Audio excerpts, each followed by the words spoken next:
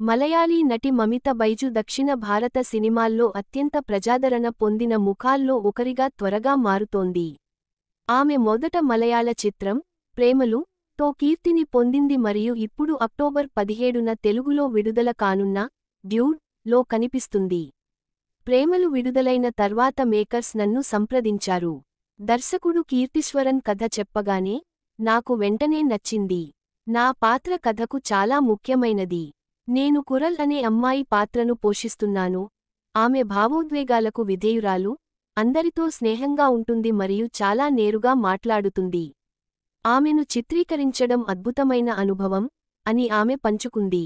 మమిత ఇంకా మాట్లాడుతూ, కొన్ని భావోద్వేగ సన్నివేశాలు సవాలుతో కూడుకున్నవి, వాటిని సరిగ్గా పొందడానికి నేను రాత్రంతా సంభాషణలు ప్రాక్టీస్ చేశాను. ఆమె తన సహనటుడిని కూడా ప్రశంసిస్తూ, ప్రదీప్ రంగనాథ్తో నటించడం చాలా బాగుంది. అతను బహుముఖ ప్రజ్ఞాశాలి మరియు సెట్లో చాలా మద్దతు ఇస్తాడు అని చెప్పింది.